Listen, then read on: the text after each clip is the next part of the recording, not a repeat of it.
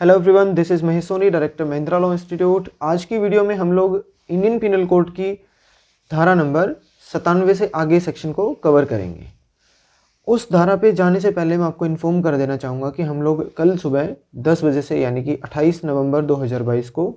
सुबह 10 बजे से ऑफलाइन मोड में इंडियन पिनल कोड को इंस्टीट्यूट पे स्टार्ट कर रहे हैं और ये हमारा कोर्स जो है वो ऑनलाइन भी अवेलेबल रहेगा, तो हमें आप ज्वाइन कर सकते हैं गूगल मीट के थ्रू।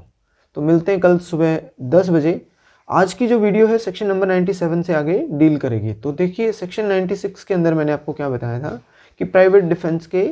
राइट के बारे में बताया गया कि कोई भी इंसान जिसके ऊपर कोई भी अगर दूसरा इंसान हमला करता है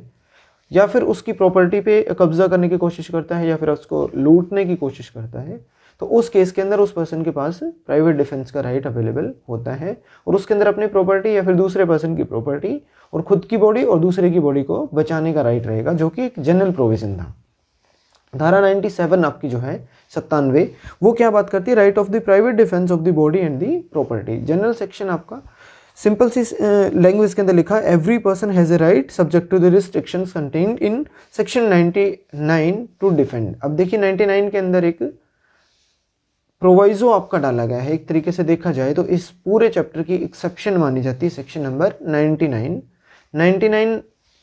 बहुत खतरनाक सेक्शन एक तरीके से अगर देखा जाए तो, खतरनाक इन द सेंस कि बहुत इंपॉर्टेंट सेक्शन है। उसके अंदर देखिए कि पब्लिक सर्वेंट की बात करी गई होगी। अब पब्लिक सर्वेंट क्या होता है? सेक्शन नंबर 21 है इंडियन पिनल कोड का, जो हमें बताता है कि पब्लिक सर्वेंट कौन है। अब उसके खिलाफ आपके पास कोई राइट क्यों नहीं है, वो अलग वीडियो के अंदर मैं कवर कराऊंगा आपको। सेक्शन 97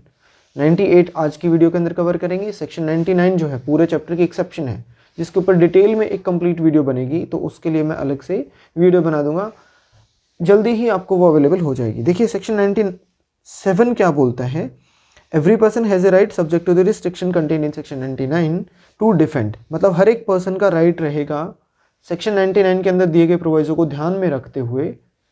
किस चीज़ का राइट रहेगा? टू डिफेंड, मतलब डिफेंड कर सकता है किस चीज़ को? फर्स्टली बोलता है हिज ओन बॉडी, मतलब एक आदमी अपने खुद की बॉडी को बचाने का उसका राइट रहता है। मतलब कि एक देखा जाए तो जो एक नेचुरल लॉ है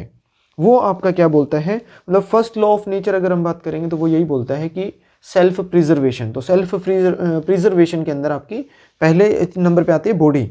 and the body of another person, या फिर ओन बॉडी और आपकी दूसरे किसी भी पर्सन की बॉडी हो सकती है, against any offence affecting the human body. अगर कोई भी तरीके का कोई भी, जैसे कि मतलब किडनैपिंग कर रहा है कोई ऑफेंस, किडनैपिंग का ऑफेंस हो गया, आप किसी पर्सन को अगर कोई उठा के ज़बरदस्ती दूसरी जगह पर ले जाने की ट्राई कर रहा है, तो वो उस पर्सन को रोकने के पर्पज से अपना फोर्स यूज़ कर सकता है। इसके लिए अलग अलग सेक्शन आपके दिए गए हैं। सेक्शन नंबर 100 है, 101 है, 102 है।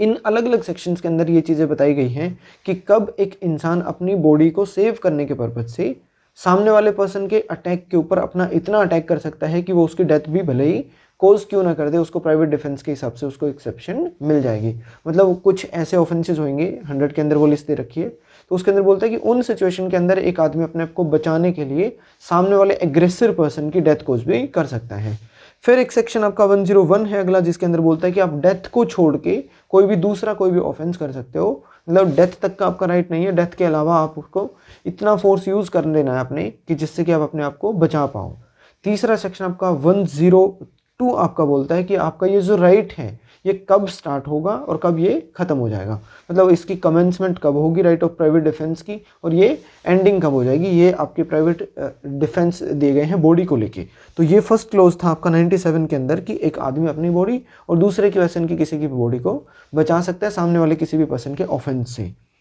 सेकेंडली के अंदर दिया गया द प्रॉपर्टी, मतलब कि ये जो प्राइवेट डिफेंस का right, as I already told you कि इसके अंदर एक पर्सन की खुद की बॉडी, दूसरे की बॉडी और प्रॉपर्टी के ऊपर भी राइट रहेगा। तो सेकंड क्लॉज जो बताया गया है बोलता है द प्रॉपर्टी वेदर मूवेबल और इमूवेबल, भले ही वो आपकी मूवेबल प्रॉपर्टी है चाहे वो आपकी इमूवेबल प्रॉपर्टी है, ऑफ हिमसेल्फ, मतलब कि जो बंदा आपका अटैक कर रहा है वो पर्सन आपका देखता है कि प्रॉपर्टी के ऊपर मैं अटैक कर रहा हूँ, मतलब कि प्रॉपर्टी को एक तरीके से, अब कोई लग्जरी कार हो सकती है, कोई बाइक हो सकती है, आपका मोबाइल हो सकता है, उसको तोड़ने की ट्राई कर रहे हैं, तो एग्रेसिव पर्सन को ये चीज़ देखने की ये प्रॉपर्टी किसकी है एक तरीके से देखा जाए तो, मतलब जिस पर्सन को प्राइवेट डिफेंस राइट अपने अवेलेबल करवाना है वो पर्सन खुद, मतलब जैसे कि मेरे ऊपर हमला हुआ तो मैं खुद, और दूसरा किसी पर्सन पे हमला हुआ तो मैं भी उसका रक्षा कर सकता हूँ। ये बॉडी के केस में था। प्रॉपर्टी के केस में क्या कि मेरी प्रॉपर्टी हो सकती है और किसी पर्सन अदर की प्रॉपर्टी हो सकती है, तो मैं उस प्रॉपर्टी की रक्षा करने के पर्पज से, भले ही वो मेरी प्रॉपर्टी है चाहे किसी और पर्सन की प्रॉपर्टी है, उनकी रक्षा करने के पर्पज से, चाहे वो मूवेबल नेचर की प्रॉपर्टी है मतलब चल संपत्ति और अचल संपत्ति हो सकती है, of himself of any other person against any act which is an offence falling under the definition of the theft. मतलब कि अगर किसी भी पर्सन की प्रॉपर्टी चोरी हो रही है, उसको अगर कोई भी पर्सन देख ले तो वो भी उसको बचाने के लिए प्राइवेट डिफेंस का राइट एक्सरसाइज कर सकता है, या फिर वो खुद अगर मालिक है तो अपनी प्रॉपर्टी को चोरी होने से बचाने के लिए जो है अपना प्राइवेट डिफेंस का राइट एक्सरसाइज कर सकता है। रोबरी से बचाने के लिए हो सकता है, मिसचीफ से बचाने के लिए हो सकता है, क्रिमिनल ट्रेसपास मतलब कि किसी के घर में कोई इंसान घुस रहा है तो उसको रोकने के लिए भी फोर्स यूज़ किया जा सकता है। और which is an attempt to commit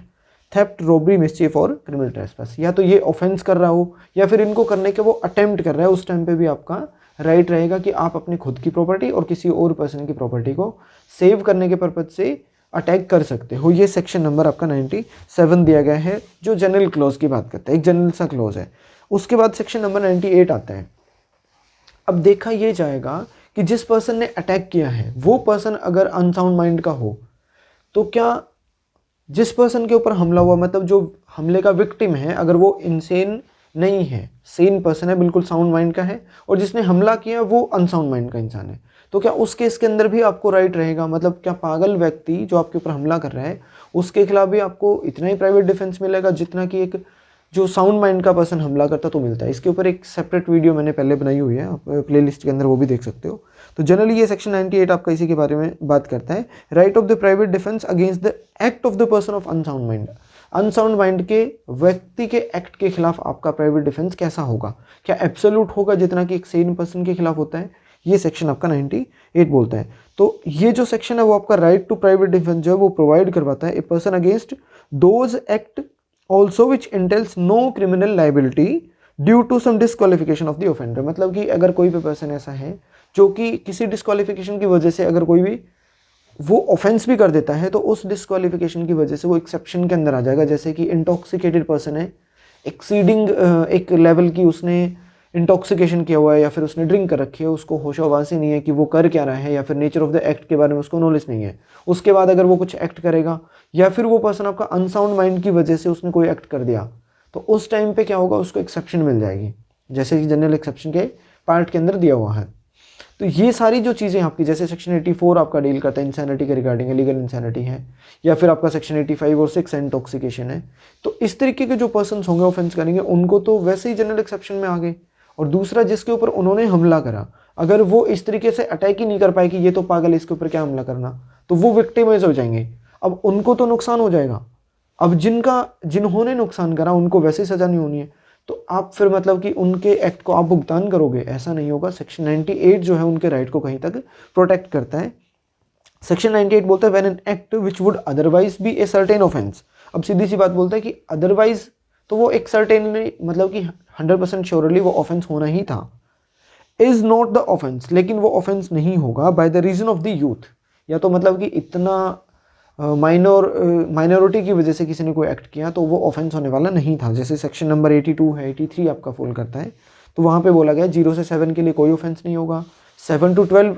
year of as के अगर किसी बच्चे ने ऑफेंस कर दिया तो उस केस के अंदर उसकी मैच्योरिटी लेवल का देखा जाएगा कि एक्ट जो कर रहा है उसके बारे में उस बच्चे को कितनी जानकारी है। फिर बोलते the want of the maturity of the understanding, या फिर उसको है कि मैच्योरिटी उतनी नहीं है कि जिससे कि वो अंडरस्टैंड कर सके कि नेचर ऑफ द एक्ट क्या है, मैं जो कर रहा हूँ आइदर रॉन्ग और कंट्रेरी टू लॉ है या फिर क्या चीज़ है। द अनसाउंडनेस ऑफ माइंड, जैसे 83 के अंदर दे रखा है, 84 के अंदर दिया गया है कि अनसाउंडनेस ऑफ माइंड है अगर कोई भी मेंटल पर्सन है, या फिर इंटॉक्सिकेशन के रिगार्डिंग आपको बताया 85 and 6 के अंदर है, of the person doing that act और by reason of any misconception on the part of the that person. Every person has the same right of private defense against that act which would have if the act were that offense. अगर generally सामने से कोई person ऐसा इन persons की category में आने वाले इंसान ने कोई अटैक कर दिया तो जो विक्टिम होगा उसके पास उतना ही राइट होगा कि सामने वाला पर्सन जैसे कि एक ऑफेंस ही कमिट कर रहा है और उस केस के अंदर मेरे को ये राइट अवेलेबल होता तो वो पर्सन उतना हमला कर देगा। जैसे इसके अंदर इलस्ट्रेशन है वो ज़्यादा जल्दी समझ आएगी। वो तो Z under the influence of the madness, मतलब कि जेड इंसान है वो कि पागल है, अटेम्प्ट टू किल ए, और वो ए को मारने की ट्राई करता है। Z is guilty of no offence, क्योंकि वो अनसाउंडनेस माइंड की वजह से उसको ऑफेंस की कैटेगरी के अंदर नहीं बोला जाएगा अगर वो किसी पर्सन को किल करने की अगर अटेम्प्ट करता तो उस केस में। But A has the same right of private defence which would have if Z were sane. अगर जेड सेन होता, मतलब साउंड माइंड का होता, तो उस सिचुएशन के अंदर जो ए पर्सन है, जो कि हमले का एक तरीके से विक्टिम पर्सन है, उसके पास जितना राइट होना था, जब वो जेड जो पर्सन है जिसने हमला किया, एग्रेसर पर्सन अगर साउंड माइंड का होता, तो ए के पास जितना राइट रहने वाला था अभी भी, मतलब जिस टाइम पे जेड पागल है उसके बाद हमला कर रहे हैं, तब भी वो पर्सन उतना ही राइट कैरी करता है कि मतलब उसको रोकने के पर्पज से वो उतना ही फोर्स यूज कर सकता है जितना कि एक सेम पर्सन के खिलाफ वो कर सकता था। अब दूसरी चीज़ है कि मिसकॉन्सेप्शन क्या होता है, किसी पर्सन को गलत फहमी के अंदर भी आप कई बार अटैक कर देते हो। मतलब कि लेके चलिए कि एक ए व्यक्ति है और एक बी व्यक्ति है। अब ए पर्सन बी को देखने के बाद उसको लगा कि ये मेरा दुश्मन सी है, मतलब कि मिसकंसेप्शन ऑफ फैक्ट हो गया, उसको गलती से जो बी पर्सन है वो दिखाई दिया, उसको लगा कि ये सी खड़ा है। अब ए पर्सन ने सी समझ के बी के ऊपर हमला किया, तो बी के पास भी उतना ही राइट होगा अगर जो एक्चुअल में उसके ऊपर हमला करता जितना सी के पास होना चाहिए था, वो सेम आपका उस बी पर्सन के पास भी राइट आ जाएगा। ये मिसकंसेप्शन ऑफ फैक्ट के अंदर है कि गलत फहमी के अंदर भी अगर आपने कोई एक्ट किया तो सामने वाले पर्सन के पास उतना ही राइट हो जाएगा। तो ये सारी चीज़ें आपकी सेक्शन 98 के अंदर कवर कर गई है। अब उसके अंदर एक इलस्ट्रेशन ये भी दे रखी है कि गलती से अगर कोई व्यक्ति है जो किसी के घर में घुस रहा है, तो जो ओनर ऑफ द हाउस होगा उस पर्सन के पास उतना ही राइट होगा जितना कि एक रियल एक तरीके का आपका कोई भी एग्रेसिव पर्सन घर में घुसने की कोशिश करता है, या फिर आपका कोई भी एक तरीके से कोई ऐसा पर्सन होता जो कि क्रिमिनल ट्रेसपास कर रहा होता, जो सामने से ट्रेसपासर पर्सन होता रियल, उसके ऊपर जो हमला कर सकता था उसको रोकने के लिए इतना अभी भी ओनर ऑफ द हाउस क्या कर सकता है, उस मिसकंसेप्शन ऑफ फैक्ट के अंदर जब वो एंटर कर रहे हैं तब भी कर सकते हो। जैसे कि मैं ए हूँ जो कि ओनर ऑफ द हाउस हो और एक बी पर्सन है वो मेरे घर में गलती से अपना घर समझ के घुस रहा है, तो मैं उसको रोकने के लिए अपना राइट एक्सरसाइज कर सकता हूँ, क्योंकि सामने वाला पर्सन मिसकंसेप्शन में था, इसलिए मैं उसको ये चीज़ छूट नहीं देंगे हम लोग कि वो सामने से मेरे घर में घुस सकता है, तो मेरे को प्राइवेट डिफेंस का राइट अभी भी अवेलेबल होगा, भले ही सामने वाले ने जो एंट्री करी है वो आपकी मिसकंसेप्शन ऑफ फैक्ट के अंदर कर रहा हो। तो ये सेक्शन आपका 97 और 98 था कि कब किसी पर्सन को, एक पागल व्यक्ति को, अब इस चीज़ के अंदर देखिए कि वो सामने वाला जो व्यक्ति है जो अनसाउंडनेस ऑफ माइंड या मैडनेस की वजह से एक्ट कर रहे हैं, उसकी कहीं ना कहीं मेंसरिया जो है वो वहाँ पे अवेलेबल है ही नहीं।